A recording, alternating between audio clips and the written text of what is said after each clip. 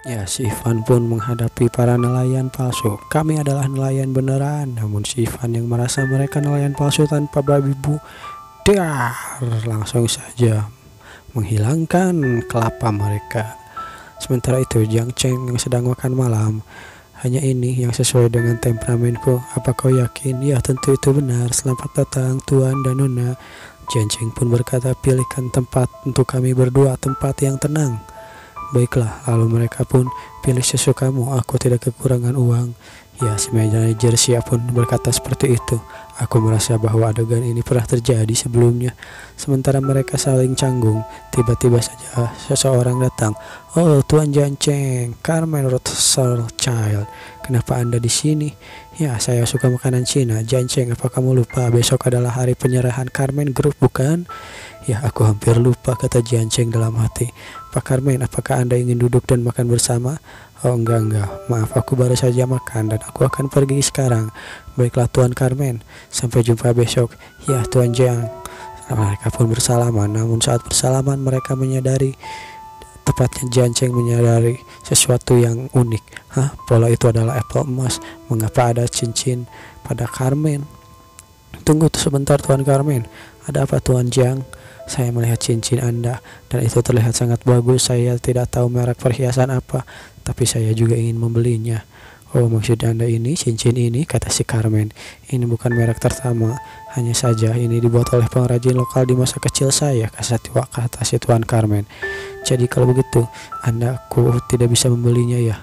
Ya, kurang lebih seperti itu. Selamat tinggal, Tuan Jiang.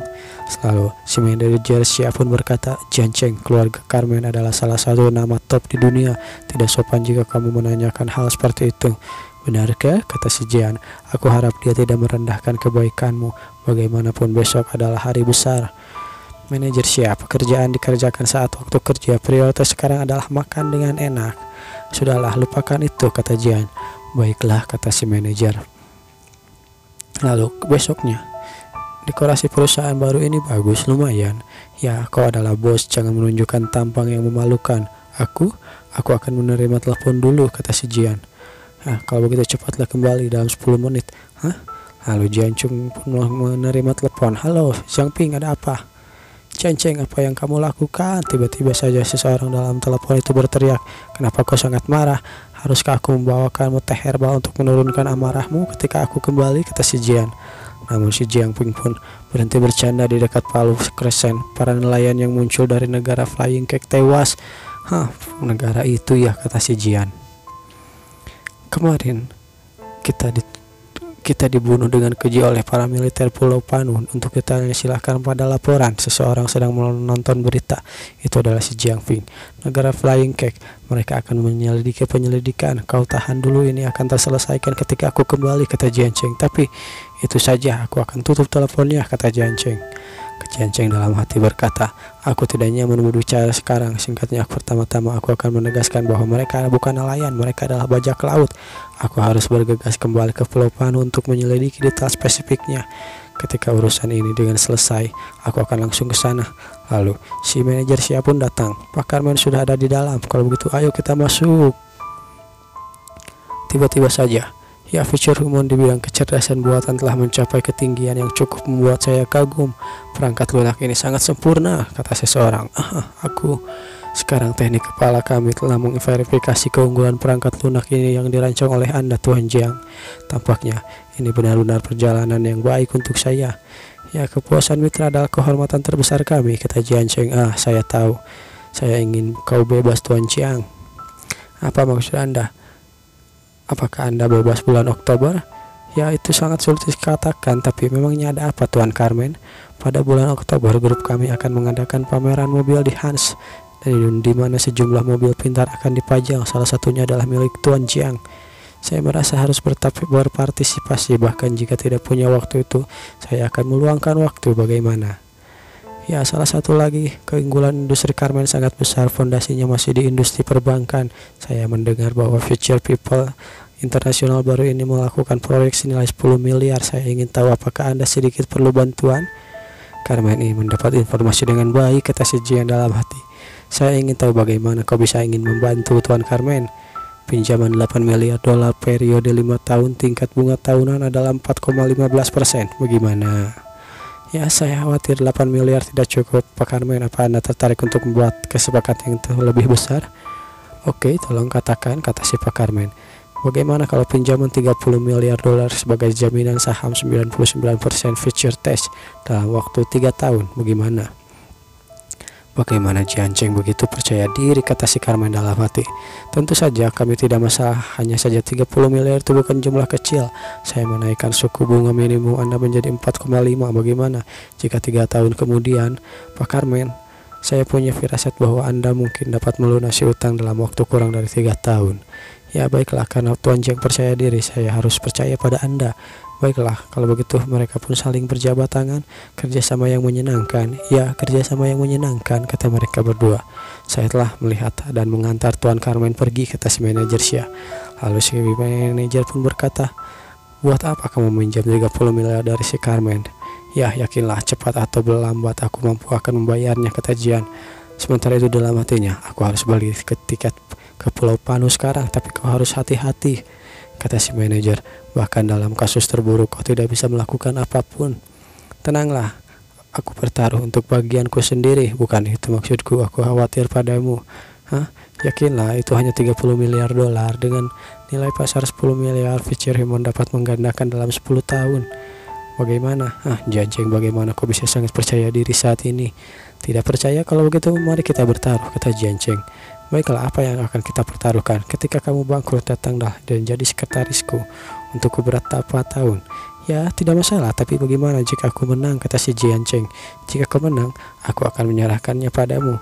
Apa maksudmu menyerahkan? Ya, terserahkah aku, benarkah? Sambil melihat sesuatu. Ya, kalau begitu kita bicara tentang bisnis sekali lagi. Kita ke Pulau Panu saja. Tapi bukankah kau baru saja kembali kemarin? Kenapa pergi ke sana lagi, kata si manajer.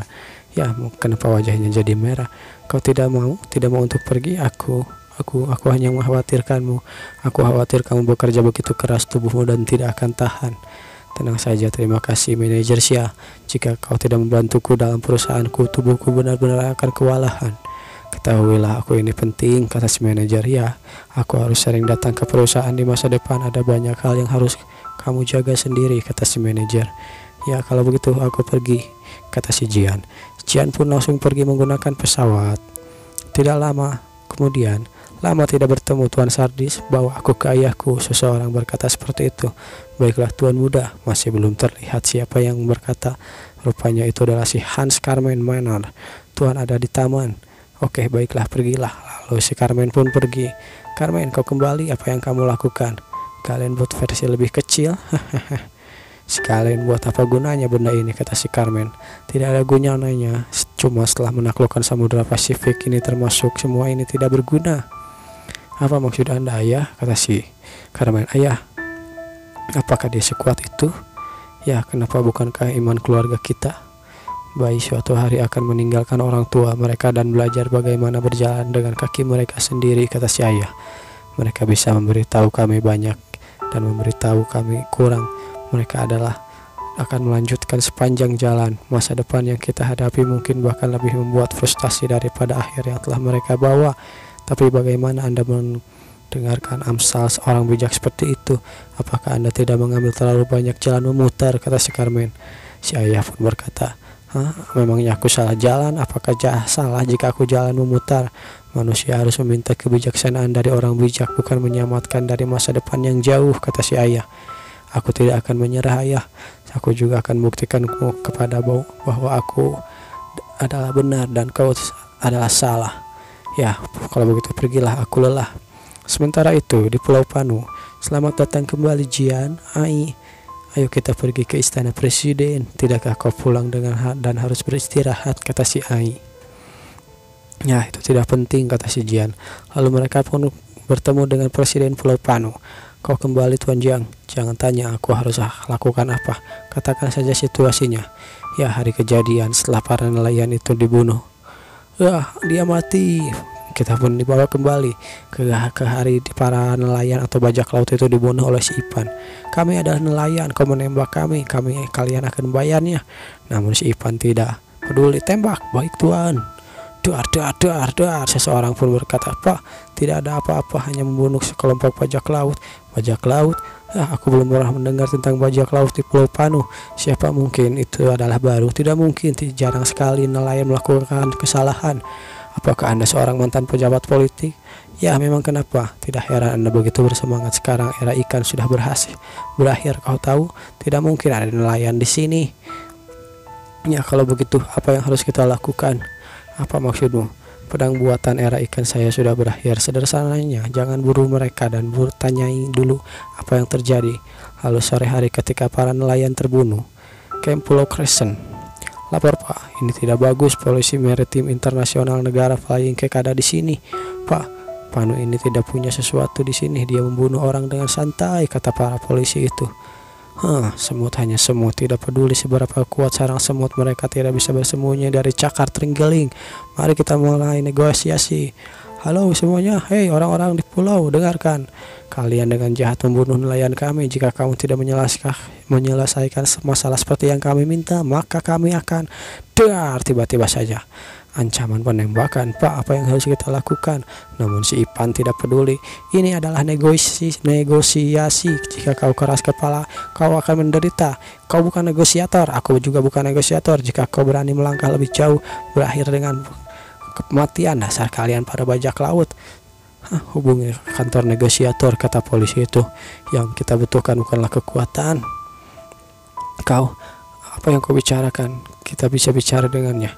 Pak, kapan Anda dipromosikan? Kata si Ipan. Saya adalah anggota kedutaan Kianjeng dan saya berbicara dengan mereka. Kalau begitu beritahu bahwa mereka kita bunuh. Mereka yang kita bunuh adalah bajak laut dan tidak pernah melihat nelayan. Itu saja, kata si manajer. Setelah itu 3 jam konfrontasi antara Ivan dan polisi maritim Flying Cake. Akhirnya negara Flying Cake pergi. Yang terjadi selanjutnya adalah masalah seperti sekarang. Ada berita di mana-mana. Kalau begitu, mereka akan menggunakan kekuatan untuk menyelesaikan masalah, bukan? Namun si Jian berkata, mereka memasuki negara secara ilegal dan ingin kita minta maaf. Tolak saja. Tapi mereka memiliki 120.000 pasukan aktif. Ayolah, itu hampir 10 kali lipat dari jumlah pasukan kita.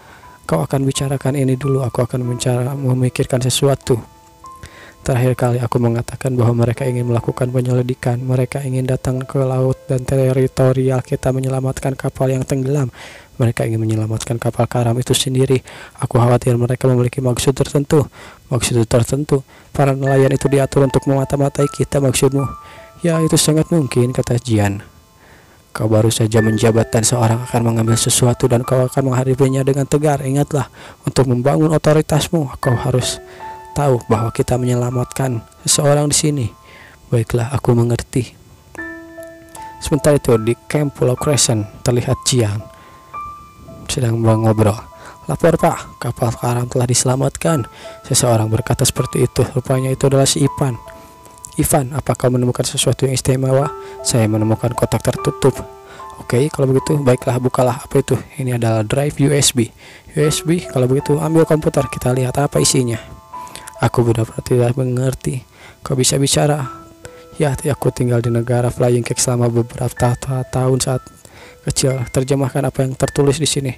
Mereka sama sekali bukan nelayan. Mereka adalah penjahat kelas berat di negara kue terbang Flying Cake. Mereka telah dijatuhi hukuman mati. Intinya seperti itu. Dengan bukti ini kita lihat bagaimana mereka akan membuat masalah. Apa yang akan kamu lakukan setelah ini? Namun setelah itu seseorang berkata, gawat, Pak, polisi maritim negara Flying Cake ada di sini lagi. Apa maksudmu? Mereka datang ke sini lagi. Ikut aku dan temui mereka. Baiklah, kata seseorang itu. Aku akan belajar cara bernegosiasi dengan orang lain, kata si Jian. Hahaha, sambil tertawa. Pak, mereka di sini. Itu adalah mereka. Polisi Flying Cake. Bersiaplah untuk memulai, Pak. Apa kamu sudah pernah bekerja di kedutaan? Kata Jian. Ya, baguslah. Sangat bagus. Tunggu, ulangi dan kata-kataku. Oke, mari kita mulai. Baik, kalau begitu. Hai orang-orang di seberang, dengarkan. Orang-orang di seberang, dengarkan. Sekali lagi, dengarkan. Oke. Kemarin sekelompok perompak mengaku sebagai nelayan Flying Cake telah muncul di perairan teritorial kami. Dan itu kami untuk membunuh mereka. Sekarang Anda memutarbalikkan hitam dan putih. Sangat konyol sekali mengklaim bahwa perompak adalah para nelayan dan memeras kompensasi dari kami. Anda tidak menyelidiki situasi yang sebenarnya dan tergesa-gesa melepaskan tembakan, berusaha menutupi identitas nelayan yang telah meninggal. Hal-hal semacam itu tidak pernah terdengar di perairan teritorial. Sertifikat pendaftaran keluarga almarhum ada di tangan kita. Identitas nelayan itu benar, kata seseorang atau polisi itu. Menurut penyelidikan kami, identitas almarhum tidak sederhana. Kalian tahu, kami menemukan USB drive dari sisa-sisa puing kapal. Identitas sebenarnya tercatat di sini, Pak. Mereka menemukan USB drive flashnya. Bagaimana ini? Hahaha. Namun si polisi itu berkata, tampaknya orang-orang di negara Panu yang baru cukup cerdas. Apakah mereka mengakuinya? Kata si negosiator. Tunggu, suara ini aku terdengar akap. Berikan aku teleskopnya. Ini, terima kasih. Ya, orang itu adalah, ya, petugas polisi yang di seberang adalah pamanmu. Orang itu adalah pamanku, Jian. Itu benar, aku menghabiskan beberapa tahun di Flying Cake ketika aku masih kecil dan tinggal di sana, di rumah paman Stan. Kenapa kau tertawa? Pamanmu telah membayarkanmu, kau tahu? Maksudmu insiden perahu nelayan? Tidak mungkin. Ketika saya masih kecil, saya dekat dengannya. Paman saya tidak mungkin menyakiti saya. Telah dijebak. Apa maksudmu? Ya, menyelidiki tentang itu. Makna tersebut dari USA Drive adalah bukti bahwa pamanmu bukan seperti yang kau pikirkan. Namun dari apa yang saya ketahui tentang paman, dia tidak akan melakukan hal seperti ini. Belum lagi saya. Ini bukan waktunya untuk bercerita, kata Jian. Aku mengerti maksudmu, tapi aku harus tahu mengapa pamanmu melakukannya. Beri aku speaker, biarkan aku memberitahunya. Paman Stein, ini aku, Yang Ping. Yang Ping, aku tahu itu. Jika bukan karena kau, aku tidak akan di sini, kata si paman. Paman, para nelayan itu, hahaha, mereka sama sekali bukan nelayan, kata si paman. Seperti yang kau ketahui, lihat tuh USB itu. Mereka adalah terpidana mati di negara kita. Apa yang harus kulakukan ini adalah sebuah ujian untukmu, kata si paman. Apa? Ujian? Diuji dengan urusan nasional seperti ini, kata Jian dalam hati. Yang Ping, kau melakukan pekerjaan dengan baik, atau dengan kata lain, tentara bayaranmu melakukan pekerjaan dengan baik. Hanya yang kuat yang bisa bertahan di dunia ini, kata si paman. Memimpin negaramu menuju kemakmuran, namun masalah ini telah dilaporkan ke media. Apa maksudmu, paman? Aku tidak bisa menganggapnya sebagai ujian. Yakinlah, itu hanya disiarkan di negara Flying Cake. Serahkan saja padaku untuk mengarus masalah ini, kata si paman. Lalu besoknya, aku tidak berharap insiden nelayan itu akan diselesaikan dengan mudah. Baru-baru ini pembunuhan nelayan. Rupanya mereka nonton berita tentang konfirmasi tentang kebenaran para nelayan itu rupanya adalah bajak laut. Yang Ping, apa kau tahu punya saudara dengan negara lain lagi? Sementara itu, orang yang di belakangnya berkata, apa Stan? Jian Cheng adalah orang yang di belakang Pulau Panu yang baru. Baiklah, periksa saja latar belakang Jian Cheng, aku akan meriksanya. Lalu di negara Flying Cake, panas sekali. Rupanya itu adalah si duta besar.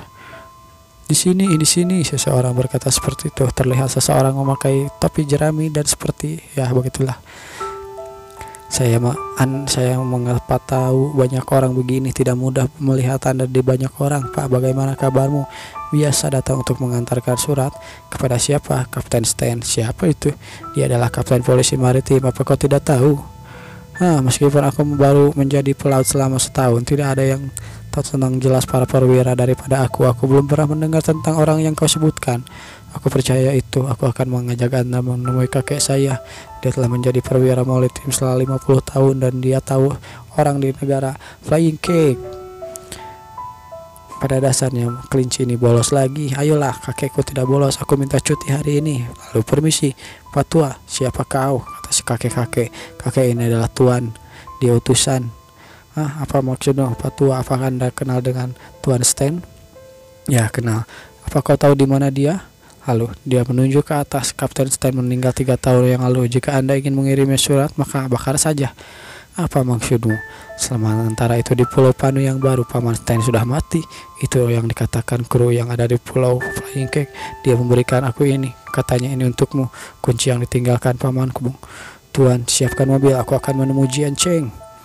Paman Stan meninggal 3 tahun yang lalu. Dia pun berkata seperti itu pada Jian Cheng. Apa? Lalu siapa yang ada di kapal tadi malam? Aku lihat, aku dengar semuanya. Tidak salah lagi, itu adalah pamanku. Apa kamu mencurigai pamanmu meninggal itu penipuan? Aku tidak tahu, tapi Jian, aku pikir aku harus mengunjungi tempat ini sambil menunjukkan kunci yang diberikan paman Stan. Kunci ini adalah satu-satunya petunjuk yang ditinggalkan oleh pamanmu. Apa kau yakin? Aku tinggal di rumah lama pamanku selama 5 tahun. Paman baik padaku. Satu-satunya larangan adalah aku tidak boleh memasuki kabin ini. Ya, tanpa diduga setelah bertahun-tahun pamanku memberikan kunci. Kalau begitu, kata Jian, ayo kita masuk. Mereka pun masuk ke rumah itu. Pamanmu orang yang suka astronomi, aku baru tahu ini. Ya, cari mungkin ada petunjuk. Ini formula yang tidak bisa dipahami. Namun Jian Cheng pun menyadari sesuatu. Ini adalah apa ini? Semua barang-barang ini. Dia melihat kertas-kertas itu. Lalu Jian Cheng pun melihat gambar apel emas atau orb yang pernah ditemukan di laut ya. Kerajaan Han selama Perang Dunia Kedua, keluarga Carmen, paman Zhang Yangping dan akhir dunia, semuanya terkait dengan ini. Hal ini bukan masalah kecil, aku tidak bisa membiarkan Yangping tahu. Lalu Jiang Cheng pun mau memindahkan semua surat-surat atau kertas-kertas itu ke dalam penyimpanannya. Orang biasa tidak boleh terlibat dalam masalah seperti ini. Hei, ada apa? Suara apa itu? Kata si Yangping. Sepertinya tikus, kata Jian Cheng. Tikus, aku tidak tahu, ya sesuatu telah dirusak. Kalau itu adalah petunjuk menemukan pamanku, kata si Yangping. Yangping, berhentilah mencari dan pergi dari sini. Baiklah, bagaimanapun kau sekarang adalah pemimpin negara baru yang memiliki tanggung jawab berat. Bagaimana bisa mewujudkan keinginanmu jika mengajukan negara saja kau melipatnya? Apa maksudmu? Jika kau terus menyelidiki pamanmu, aku bisa dalam bahaya. Maksudmu seperti itu? Ya, perasaanku mungkin akan berkata seperti itu, kata Jian Cheng. Tapi orang-orang tahu bahwa kau cocok menjadi pemimpin negara, jadi aku tidak bisa membuatmu dalam bahaya. Apakah karena aku lemah, kata si Yangping, atau mudah dikontrol? Aku tidak menyangkal itu adalah salah satu alasannya, tetapi yang lebih penting adalah karaktermu. Ini juga peringatan bagi diriku sendiri. Jika aku benar-benar memimpin negara, aku khawatir aku akan menjadi kematianmu. Kau tidak tahu, hanya saja dirimu sendiri, tapi seluruh Panu ada di tanganmu. Paman Stan adalah satu-satunya kerabatku di dunia ini, kata si Yangping. Aku ingin menemukannya, Jian. Aku akan membantu mencari pamanmu, berjanji. Aku berjanji padamu. Sementara itu